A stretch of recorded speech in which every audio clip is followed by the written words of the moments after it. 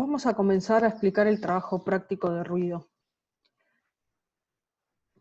¿Cómo debemos hacer el TP? Bueno, vamos a comenzar a analizar cada una de las consignas.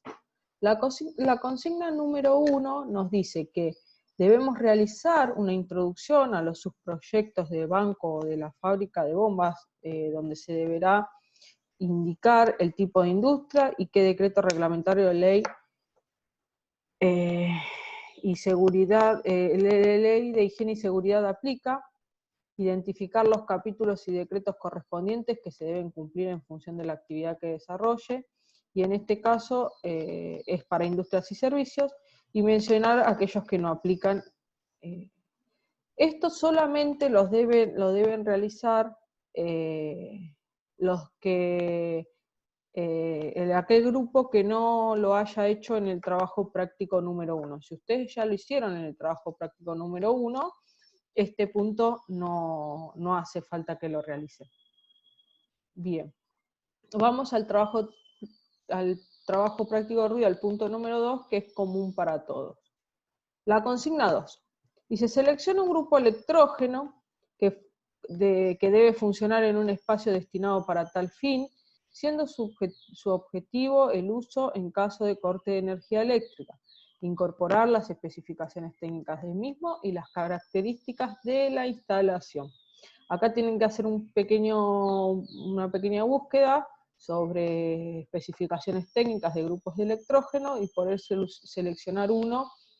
Tengan en cuenta que si están trabajando en industria tienen que tener en cuenta el potencial y qué características necesitan o qué deben necesitar para realizar su instalación. Bien. La consigna número 3 van a analizar un espectro de frecuencias para un sonido determinado generado durante una práctica. En el caso de no poder realizar la práctica debido a que la suspensión de clases, se va a utilizar valores indicados en rojo. En este caso no volvimos al aula, así que bueno, vamos a dar unos valores determinados. No lo podemos hacer porque comúnmente siempre lo hacemos en el aula de la facultad y recolectamos los valores de ahí. Calcular el nivel, después tienen que calcular con estos valores que le damos, el nivel de presión sonoras en decibeles a través del método de sumatoria de fuentes, desarrollar el cálculo. De acuerdo con el valor obtenido, ¿es necesaria la protección auditiva?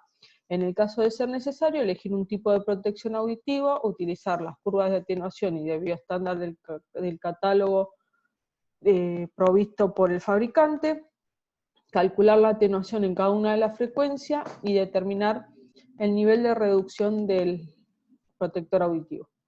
Desarrollar el cálculo. Entonces vamos a explicar esta parte que es uno de los ítems que más cálculos lleva. Ustedes tienen una tabla similar a esta, donde en esta, vamos a buscar a ver el puntero,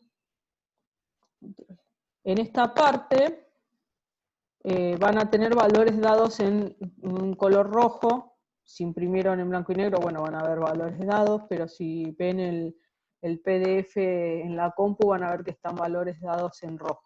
Bueno, esos son los valores que les corresponden. Yo acá voy a hacer un ejemplo con otros valores, no son los que están en el trabajo práctico.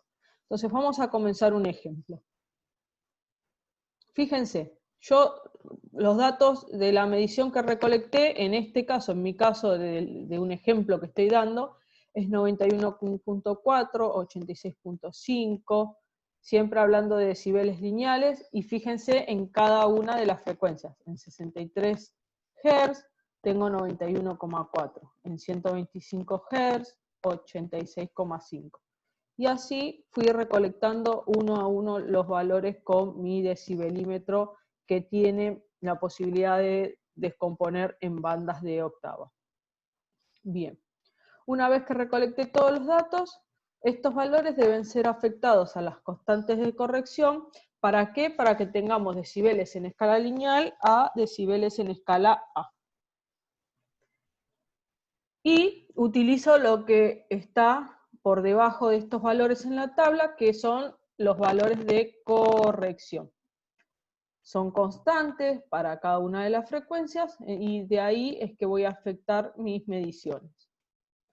Ahora, una vez que corregí, debo integrar cada uno de los decibeles A que voy a tener en este cálculo y poder ver si debemos o no seleccionar un protector auditivo.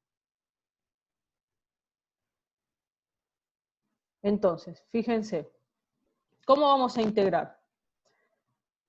En mi caso, yo tengo un valor corregido A de 61,4, 70,5, 98,7, 102,7 y los otros cálculos que no voy a continuar haciéndolos, ustedes tienen que hacer todos. Pero voy a explicar con estos 4 cómo se deben integrar. Bien, para integrar primero tenemos que usar como ayuda este gráfico que está en el trabajo práctico en un anexo, que es un ábaco que nos sirve para integrar distintos niveles de presión sonora. Y también necesito el valor de cada una de las filas. Entonces, ¿cómo vamos a integrar? Vamos a integrar de a pares. Fíjense, tenía 61,4, 70,5, 98,7 y 102,7 decibeles A. Entonces, de estos 4 valores voy a obtener 2. De esos 2 voy a obtener 1. Ustedes van a tener que hacerlo con los 8 valores.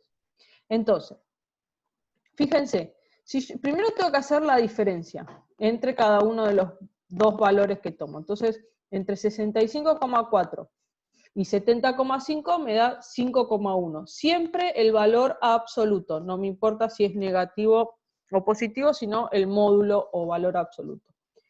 Si el módulo es igual o mayor a 9, se produce el fenómeno de enmoscaramiento. Por lo tanto, va a pasar el valor con el mayor nivel. Pero como es menor, debo utilizar el gráfico. ¿Y cómo utilizo el gráfico?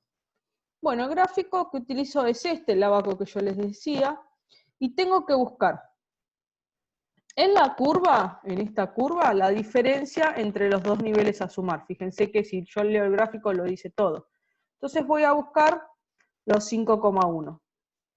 Y luego proyecto para el eje X, por ejemplo. Si proyecto para el eje X, el valor que me da acá, se lo voy a sumar al nivel menor. Acá me da aproximadamente 6,3. Entonces, si se lo sumo al nivel menor, 65,4 más 6,3 me da 71,7 decibeles A. Y ese es el valor que voy a tener de la sumatoria de estas 2 fuentes. Vamos a ver el otro ejemplo. En el otro ejemplo, fíjense, tengo 98,7 y 102,7. El valor absoluto es 4, es menor a 9. Por lo tanto, no se produce el fenómeno de enmascaramiento, tengo que resolver con el gráfico. Busco en la curva el valor 4, y en este caso voy a proyectar hacia Y. La proyección hacia X o hacia Y es elección nuestra. O proyecto para el eje X o proyecto para el eje Y. Es indistinto. En este caso, cuando proyecto para el eje Y, se lo tengo que sumar al nivel mayor. Y me da 1,4. O sea, al nivel mayor, que es 107, le tengo que sumar 1,4. Entonces, 102,7 más 1,4 me da 104,1 decibeles A. Entonces, ese va a ser el valor de la sumatoria de esas 2 fuentes. Y así continúo hasta obtener un único valor. Lo importante es cuando realicen el trabajo práctico es que indiquen cómo resuelven cada uno de estos gráficos. De manera prolija, marcan cómo obtuvieron cada uno de los resultados. ¿Continuamos? Luego vamos a continuar con los demás valores. En su caso van a obtener 8, de 8, 4, luego 2, y el último es el resultado del nivel de presión sonora en decibeles A sin protección. Tengan en cuenta que puedo optar para X o para Y, eso es una opción, no está nada marcado. En realidad, si yo para un mismo valor proyecto para X y proyecto para Y, me tendría que dar el mismo resultado. Bien. Luego, si me da por encima de los 85 decibeles, tengo que seleccionar un elemento de protección personal. Cada grupo va a tener que buscar información sobre un elemento de protección personal, sobre todo que la tabla de atenuación en distintas frecuencias, el desvío estándar, y con esa información podemos continuar con la resolución de este punto, que es el punto número 3. En este caso, a modo de ejemplo, yo seleccioné un protector auditivo marca Sosega, el modelo es B007, donde los valores son los que figuran en esta tabla. Fíjense que acá tengo la atenuación en cada una de las frecuencias y el desvío estándar. Entonces, donde tengo la tabla en el punto 3, donde dice atenuación, completo lo que me da el elemento de protección personal. Fíjense, en 63 decibeles no atenúa nada, entonces pongo 0. 0 de desvío estándar, acá voy a tener 0, el valor con protección va a ser el mismo que sin protección. En 125 voy a obtener que atenúa 14,6 con un desvío estándar de 4,1, por lo tanto, si yo le resto ese desvío estándar a la atenuación, me va a dar 10,5, entonces, si al valor que tenía sin protección le resto lo que en realidad está atenuando en esa banda, voy a obtener un valor de protección, con protección en decibeles A de 60. Seguimos. Para 250 Hz atenúa 16 decibeles con un desvío estándar de 3,6, por lo tanto va a atenuar 12,4. Si le resto al valor que tenía sin protección lo que está atenuando, me da 86,3. Y así continúo. Luego, ¿qué hacemos? Continuamos con los demás valores y por último voy a tener que hacer lo mismo que hice con los valores sin protección. Comenzar a integrar de 8 valores a 4, de 4 a 2 y luego el último, que voy a tener el resultado final de nivel de presión sonora en decibeles A con protección.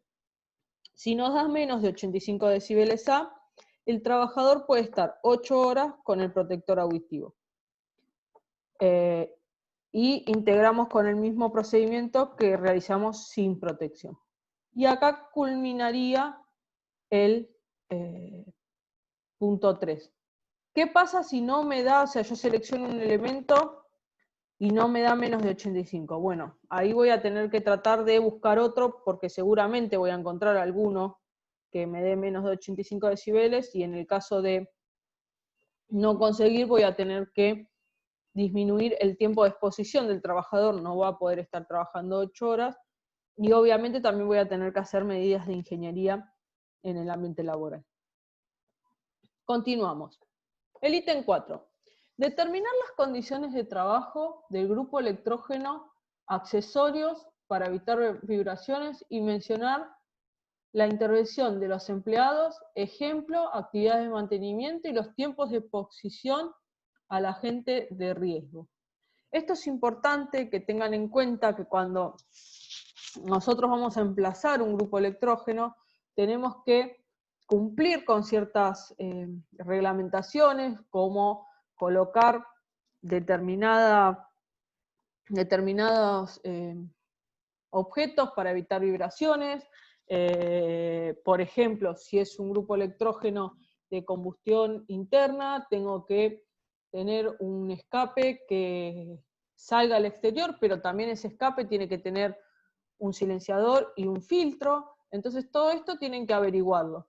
Y también ver cómo va a ser la intervención de los empleados, qué tareas de mantenimiento periódicas se les va a hacer, mantenimiento preventivo, predictivo y por rotura, y los tiempos de exposición al agente de riesgo, que en este caso al agente de riesgo ruido, cómo lo voy a tener controlado. Acá hacen un pequeño buceo bibliográfico para responder este punto.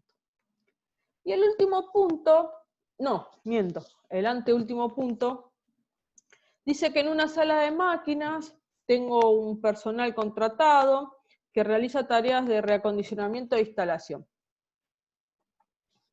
Se realizó una medición en los puestos de trabajo que realiza, porque está realizando diversas tareas, y se obtuvo los siguientes valores. Va a tener 73 decibeles de nivel sonoro, 73 decibeles A, con un tiempo de exposición del 40% de la jornada laboral, luego va a estar un 25% de su jornada laboral expuesto a 70 decibeles, un 15% de la jornada laboral va a estar expuesto a 84 decibeles A, y un 20% de la jornada laboral va a estar expuesto a 90 decibeles A. La jornada laboral es de 8 horas y necesitamos analizar esta exposición según la resolución 295 del año 2003, no del año 93, sino del año 2003, está mal redactado acá el texto, y el nivel de cálculo de nivel sonoro continuo equivalente con la fórmula logarítmica. Bueno, ¿cómo hacemos la evaluación con la resolución 293 del año 2003? Necesitamos la tabla, perdón. Necesitamos esta tabla, que la van a encontrar como anexo en el trabajo práctico, y debemos calcular a qué porcentaje equivale en horas o minutos esa jornada laboral. Para tener en cuenta, esta tabla solamente se va a aplicar a exposiciones iguales o mayores a 80 decibeles A. Por lo tanto, fíjense que acá tenemos 70 decibeles, en el análisis de la 295, este de 70 decibeles no lo tendríamos que tener en cuenta. Vamos a ver un ejemplo. Fíjense, ¿yo qué tengo que hacer? Una vez que tengo los valores y la tabla, tengo que concebir este concepto que plantea la resolución, que dice que aquel ruido continuo o intermitente, cuando su exposición diaria se compone de 2 o más periodos de exposición a distintos niveles de ruido, se debe tomar en consideración el efecto global, en lugar del efecto individual de cada periodo. Para esto, se suma por la siguiente fórmula, y se concibe a esta exposición con un efecto de adhesión. O sea, voy a ir adhiriendo cada uno de los niveles de exposición para analizar globalmente la tarea diaria de la persona, o la tarea semanal. Depende cuál es el tiempo que yo evalúe. En este caso es una jornada de 8 horas. Importante tener en cuenta, cuando yo hago una comparación y obtengo un nivel, el valor 1 en esta comparación debería ser el 100% de exposición.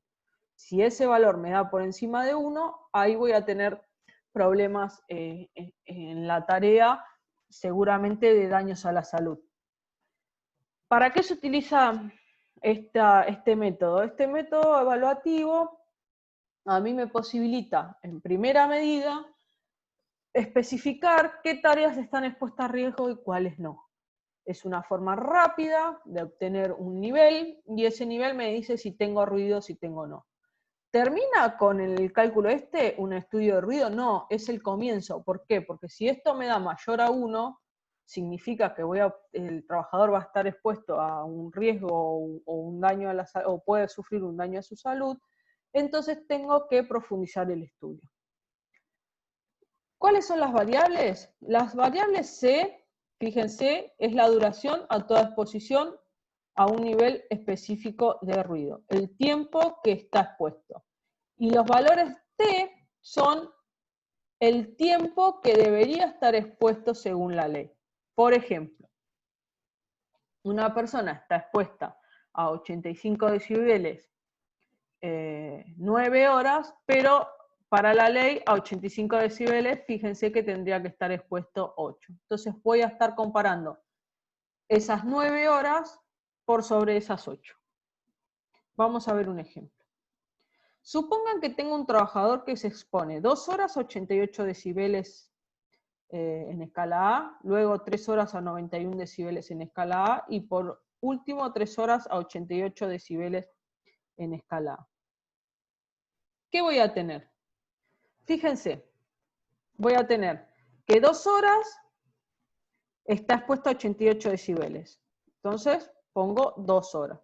Pero 88 decibeles, ¿cuánto puede estar expuesto? 4, entonces 2 dividido 4. Más 3 horas está expuesto a 91. Pongo un 3, pero ¿a cuánto podría estar expuesto a 91? Busco, puede estar expuesto 2 horas. 3 dividido 2. Más 3 horas puede estar expuesto a 88 decibeles. Está expuesto, perdón, a 88 decibeles. Pongo un 3, pero podría estar expuesto 4 horas. Si yo hago todas estas divisiones y suma, me da 2,75. Es mayor a una unidad, es mayor a 1. O sea que está expuesto al riesgo de agente de ruido. Debo profundizar el estudio para saber las acciones, para saber qué acciones debo tomar.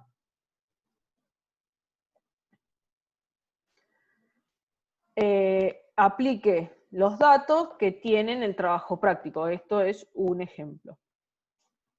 Y vamos a ver cómo calculo el nivel sonoro continuo equivalente con esta ecuación logarítmica. En esta ecuación voy a tener que 10 logaritmo en base 10 de 1 sobre el tiempo total. En este caso el tiempo total es una jornada de 8 horas. Por la sumatoria de n sub i, en este caso, ¿qué tengo? Los tiempos parciales multiplicados por 10, elevado a ¿qué? Al nivel que está expuesto dividido 10. Vamos a hablar en castellano para no seguir mareándolos. Fíjense, suponemos que tenemos un trabajador, vamos a ver un ejemplo, ustedes lo van a tener que hacer con los datos que tienen en el trabajo. Pero yo supongo que tengo un trabajador que se expone 2 horas a 90 decibeles A. Y luego 3 horas a 91 decibeles A. Y por último, 3 horas a 88 decibeles A. En este caso, no es como el anterior que tenía que dejar de lado si tenía exposiciones menores a 80 decibeles. En este caso, debo tener en cuenta todas las exposiciones. Entonces, fíjense, aplico la ecuación. Nivel sonoro continuo equivalente, 10 logaritmo en base 10 de 1 sobre 8. Si acá el tiempo total, esta T, la pongo en horas, todos los tiempos parciales, los T sub i, los tengo que poner en horas.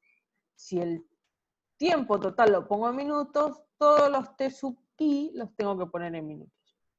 Entonces, nosotros decimos, bueno, 10 logaritmo en base 10 del tiempo total, que es 8, multiplicado por los tiempos parciales. 2 horas, esos tiempos parciales tienen que estar, a su vez, multiplicados por 10 y elevado al nivel. 2 horas está expuesto a 90 decibeles. 2 horas multiplicados por 10 está expuesto a 90 decibeles dividido 10. Más 3 horas multiplicado por 10 está expuesto a 91 decibeles dividido 10. Más 3 horas está multiplicado por 10 está expuesto a 88 decibeles, dividido por 10. Si resuelvo esta ecuación, me da aproximadamente 89,8 decibeles A. Y ese es mi nivel sonoro continuo equivalente. Ustedes deben hacerlo con los datos que tienen en el trabajo.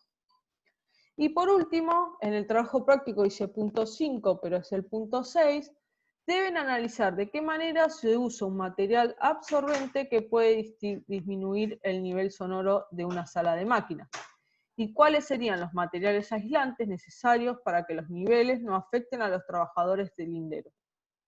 Se debe realizar un cálculo de aislación, por lo menos en una partición mixta. O sea, ustedes van a suponer que tienen una partición mixta de pared, ventana y material aislante o absorbente. La pared, le damos los datos, la superficie la definen ustedes, de la pared le decimos que es de ladrillo común, le damos el peso específico, le decimos el espesor del ladrillo y la superficie la definen ustedes. Una ventana de vidrio, le damos el peso específico, el espesor y la superficie la definen ustedes. Y el material absorbente lo tienen que definir ustedes, por lo tanto van a tener que buscar el valor del peso específico, del espesor y van a definir la superficie. Aquí tendremos que calcular la aislación de una partición mixta, pared, ventana y material absorbente. ¿Cómo calculamos? Tenemos que empezar calculando lo que aísla cada partición simple, o sea, cada partición por sí sola. Ejemplo, tenemos la pared de ladrillo común, calculo la densidad superficial. ¿Cómo calculo la densidad superficial? Multiplico el espesor por la densidad y obtengo la densidad superficial. En el caso de la pared es 480 kilogramos sobre metro cuadrado. Cuando tengo la densidad superficial, utilizo el gráfico de masas y voy a ver cuánto aísla esa pared de ladrillo común. Digo, bueno, tiene 480 kilogramos sobre metro cuadrado. Busco sobre el eje X, 480, estaría por acá, kilogramos sobre metro cuadrado. Proyecto con una perpendicular al eje X hasta chocar con esta recta. Luego proyecto hacia el eje Y hasta llegar hasta el eje Y, y ahí voy a obtener el valor de lo que aísla esa pared de ladrillo común. Lo mismo puedo hacerlo con el vidrio. Y lo mismo puedo hacer con el material absorbente. Una vez que tengo el cálculo de la pared de ladrillo común, fíjense que puedo calcular el tau o el coeficiente de transmisión. Ese tau o coeficiente de transmisión es necesario que yo lo calcule para después calcular la aislación de la partición mixta, la partición que se va a componer de pared, ventana y material absorbente. Entonces, despejo el tau de la pared y me va a dar que es 1 sobre 10 por el TL dividido 10, me da 6,3 por 10 a la menos 6. Hago lo mismo con el vidrio y hago lo mismo con el material absorbente que yo seleccioné. En ese caso voy a tener 3 coeficientes de transmisión, y una vez que tenga los 3 coeficientes o los 3 tau, el tau de la pared, el tau del vidrio y el tau del material absorbente, voy a calcular el tau total. ¿Cómo calculo el tau total?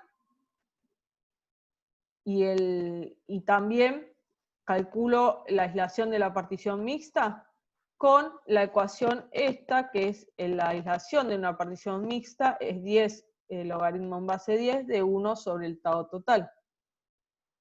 Y el tau total es la sumatoria de los taus parciales multiplicado por la superficie, dividido la superficie total.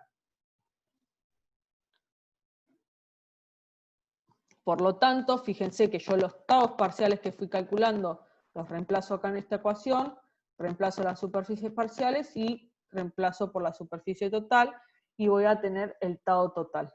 Luego ese tau total lo reemplazo en la ecuación 1 y obtengo el coeficiente de aislación TL de toda la partición mixta. Y ahí termina el trabajo práctico. Bueno, muchas gracias chicos, y cualquier cosa nos vemos por si tienen alguna consulta. Vamos a dejar de compartir. Vamos a